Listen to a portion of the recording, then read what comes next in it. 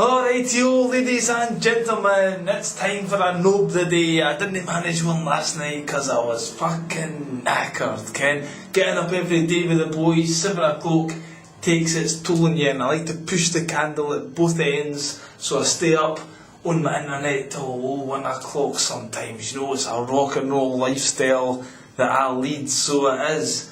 So anyway, what's been happening? The boy's been off, he's been off his nursery for 2 days now, Ken. One more day to get through, then I get some peace. Oh, he drives you nuts, You know, see if you have children, they're alright, you know, but I wish you could have a remote control with them, you know, that would sit down, push the button, shut up, the other button, and eat. That'd be my 3 main buttons, Ken. Because see, trying to get them to eat, that's a pain in the arse. No matter how much you tell them, look, just eat your dinner, playtime's later, this is dinner time, fucking eat your food now. He's interested in everything else in the whole fucking kitchen apart from his food. And whatever you give him, he doesn't want. Well, you should have told me that before your mother made it, that's what I say. So you'll better well eat it now, right? Because when I was younger, I can remember one time my mum, I've been brought up the British way. You'll eat what you're given. There's children starving in the world, so you better eat this. One time my mum gave me roast beef, right? And you know that roast beef sometimes got that string on it, isn't it? So she forgot to cut the string off, so I'm greeting my eyes, don't eat this, and then I ate it. And I feel this big bit of string right out my throat. Look what you're doing to me, yeah! She still made me eat it. I was there for hours, Ken. So now I'm starting to get a big belly, because living in this country, everyone wants to feed you constantly, and I never say no, and I never leave what's on my plate, so that kind of upbringing can backfire. But my wife, she's always, he doesn't want it, let's cook another meal for him, let's spend another 40 minutes cooking something completely different for him. Then I'm like, nah, he'll get what he's given, it's no fucking hotel he's living in. So he's driving me up the nuts, because they want loads of attention, these kids. You try and do your best of still no switching the TV on. The day I had to resort to half an hour, but I tried to make it an educational programme. It was boring as hell to sit through, Ken, but even I've got a deep need for television.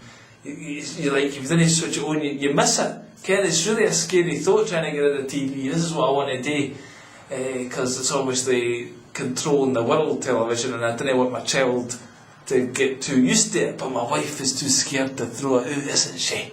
Aye, she pretends she wants the best for the child, but when it comes down to hard, Ken, action to take, she chickens out, because everyone's under control, so I've got to respect that apparently, Ken. I'm not very good at respecting my wife's wishes. I'm trying, Ken. I'll come in here and I'll give you my innermost thoughts. In real life I try and be a nice person, but the crabbit bastard side of me comes out more than I would like it to. Aye. And every time I leave, Ken, I want some peace. I just want peace in my life, because I've got this gig, right? I'm supposed to be doing an hour a day at the Edinburgh Festival. That's got me tense enough as it is, Ken. I can't enjoy my day, but now I've got a gig in 2 weeks' time, and it's like, fuck, if that goes tits up, what the hell am I going to do about this festival gig, Ken? So I'm going to try and put some work into that. That's got me tensed up to the max, so I try and come into this computer room just to get peace for them. And I can't even think about doing work. I just want to escape for them for 5 minutes, Ken. And I heard the big scream today, "Oh, you fucking stupid pig, what you doing?" Went through there. My wife's got a chair beside her bed, because her legs didn't work properly, so she has a pish in this chair, a pish chair, in the middle of the night to save her going out. And the boy jumped on it, Ken, like a wheelchair. It's got the 2 bits for the feet at the bottom. He jumps on that. And a big tray of urine all over my fucking bedroom floor. Oh boy, did I laugh at that, yin. That really, Ken, oh God, it was stinking. And my wife, she just screamed at the boy. I had to look after the boy. And then next thing, I goes back in 5 minutes, because I wasn't going to clean it up, Ken. My wife said she couldn't bend down, so she got some toilet paper, and she just threw toilet paper on top of it. And that was it. I went mental at that, Ken. What the fuck? You were in charge of him, you clean it up. It turns out I had to clean it up. I had to get the rubber gloves on and clear up somebody else's urine. It was disgusting. So, and then I had to get a mop as well. It's severe amounts of effort, you can, because I'm not really into doing stuff. I'm kind of been conditioned through the television to just fucking lie about and be spaced out. My boy's still got energy to run about. He's still like a normal human being. A little bit, Ken. Obviously, he's got me as a father, so that's obviously been pretty detrimental to his upbringing. Aye. And I've decided that all my friends and that went out for a drink last night, and not that I've got many friends, but some of them went out for a drink last night, and because Grandma wasn't here, I couldn't go out. So I'm getting a bit tensed up because I feel as though I need to get blitzed, Ken, to relieve all the tension. Chairman arrived. Aye, so the door, the chairman arrived there, the chairman, because we had some chairs that had a few stains in them. As far as I was concerned, you could still sit on them. But my wife wasn't happy with that because they didn't look good if we had guests. We didn't get any guests, like, apart from her mother and father, and her aunt and her sister occasionally, so who gives a monkeys really, eh? But no, she had to get them cleaned, so it cost 20 quid a chair, 80 quid. The chairs are worth in total about 100 quid, so we as well get new chairs in my opinion, but no. So the guy took them away and sanded them up and varnished them. I suppose I could have done that, but that would have required effort, and as I was saying before, I'm no so big on the old effort side of things, Ken. So, I don't know, I mentioned, what was I talking about? I'm giving up drink, ladies and gentlemen. I'm trying to give up drinking. Last night I wanted to get bluered, but I resisted the temptation. The reason I'm giving up drink is I'm a big enough arsehole without drinking, you can. Drinking usually turns me into a bigger arsehole, so I'm trying to give that up. It's no easy, I'm trying to go, I've decided I want to live a spiritual life, Ken. You're probably saying, hey, you're a Nob, you're supposed to get pissed all the time and get stoned at your napper, Ken, that's what you are, you're a Nob. But no, Nob's going to evolve as well, aye. So, I'm trying to live the clean cut life. I thought about being a vegan actually, and no harming another soul on the planet, you can, but I don't know if that's taking it too far. But, so I went for a chicken kebab today, and I'll maybe save being a vegan for another day. I reckon I don't care if I'll persevere with these Nob Todays, to be perfectly frank with you. I just don't care. I've not got enough juicy gossip to talk about. It's the same old story again. Sit in front of my fucking computer, going nuts here. I'm going to hate to start working on this material for gigs and try and make people laugh. I don't care if I've got it in me, but if I didn't succeed in this bid for comedy career, Christ knows what I'm going to do with myself, because I'm going to get up. I'm trying to sell real estate out here, and that's doing my brains in as well, Ken, because I hate lying to people, and it's not that I lie. I offer them the houses that are available, and I say, aye, it's nice to live here and all that, Ken, but I've not got the heart in me just to keep on answering emails when you're not making any sales at the end of the day. It's like, I'm getting zero money for it, and I'm on commission only. So it's like just being a slave for the sake of it, Ken. And I think I need to just say, fuck this. That's my real estate days finished. And just focus 100%. Just throw all the eggs into the basket, Ken. Fuck it. Doof. All the eggs in there. Full steam ahead comedian. Well, I do that. Well, phone my boss and say, aye, I am going to do that. In a couple of days' time, I'm going to do another video blog and you're going to hear the latest from me.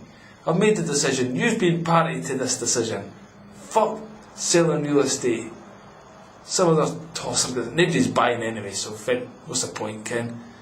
It's not as if I'm just selling it, I'm just pretending to sell it. And it's a stress getting people phoning you up. Because you get loads of inquiries. I get people phoning me up saying, do you want to advertise on our website? Do you want to spend money advertising yours? Because they're losing all their, because nobody's advertising any of these websites now, Ken, right, moving all that, so I got them phoning me up, do you want to advertise on yours? No, fucking didn't. Can you sell my apartment? I wish I could, pal, I wish I could, but nobody's buying, alright? And all these kind of, so I'm getting plenty of inquiries and phone calls, but I'm not getting anybody saying, I want to buy a £500,000 villa, can you sort me out with one of them? I'd be fucking delighted to. And then they come here and then end up looking for a £50,000 apartment. There's a bit of a difference, you know. And I didn't sell them that anyway. I just waste 3 days giving them a tour of the fucking country. So I'm sick to death of that, yeah. Anyway, I'm a bit pissed off these days, ladies and gentlemen. I'm pissed off. I don't know if my marriage is working. I don't know where my life is going. My boy's driving me fucking nuts. I've not got any reason to get up in the mornings, apart from the fucking boy, and then I spend all day pissing about. But at least I didn't work for a living. At least I'm not a slave, Ken. I didn't care how you do that, by the way. How do you get up every morning and go to work, Ken? Oh, dearie, dearie, dear. That's no for me. Definitely no for me. Just so happens my boy's going to fend for his own way in the world, because I'm not going to be providing very much for him, you can. And mind you, in the future, we'll all be living in concentration camps, so what's the point in putting money aside for a rainy day? It's going to be a rainy fucking life in the future, isn't it? Rainy day, we'd be praying for a rainy day. Oh, if only it was one rainy day. Now it's a rainy life ahead of us. Aye, because nobody gives a fuck, do they? It's all full steam ahead watching, Susan Boyle, the Daily Record. The Daily Record in Britain, this website I go to occasionally to check my fucking stars, to check my horoscope. This guy is the worst, David Wells. He's the worst horoscope guy in the universe, because everything he says has zippity do that to do with my life and my current situation, Ken. So about falling in love and meeting this romantic partner. I can't talk to anyone in this country. That's not going to happen. Obviously, because it's my wife.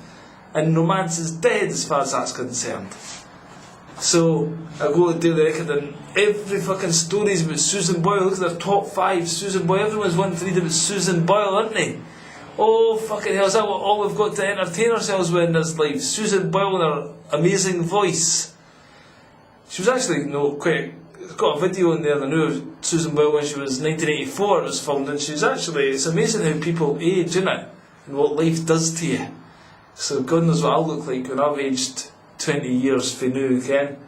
Probably rougher than Susan Boyle does, so that's par for the course, I suppose. Billy Connolly talked about that, didn't he? Good thing about getting as old as everyone's ugly. Aye. It's quite a surprise though, to see somebody who you kind of judge just now. She's 47, look at her, she's old.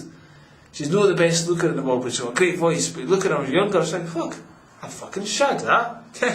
She's actually quite worth a pelt, this old Susan. She said she's just never been kissed. Fucking line her up right now, I'll do more than kiss her. I'll just think of the image as she was in 1984, Ken. Saying, oh, look who I'm shagging, oh, aye, we've got a picture of that bird. Know that I'm a catch, you ken. Didn't get me wrong, I'm not saying, hey, all the women are fucking gagging for a bit of Nob. But anyway, so me and Susan would probably be a good match, Ken. With her singing and my performance, if we could put them together again, my Mick Jagger impersonations with her voice, we'd be take over the world, but she's taking over the world herself, so she doesn't need me. Bastards. Is there anyone out there who needs a bit of Nob? That's the question. Anyway, I think I've rambled enough for the night. That's been another Nob Today for all you punters out there who's listening, who's at this point precisely 0. I'm up to number Nob 32 and not a single fucking comment on any blog. You ken, is it any wonder I'm banging my head against this wall right now? Fuck. Is there any wonder, ladies and gentlemen? But anyway, the Nob shall rise one day. I'm going to fucking do it. I'm going to kick ass. I'm going to get at least a fucking... I was going to say I'm going to get at least a 3-star review at the festival, but I don't want any stars in my review. You know why? Because stars are symbolic of fucking Freemasonry. 5 stars. That's 5-pointed star, the pentagram. Any review that comes down to my show, I want fucking circles, right? I don't want stars. Give me fucking 3 circles. I want a 3-circle review. That's what I'm after. If I do that, I think I've achieved something. Anyway, see you in the next shit. Bye bye then now.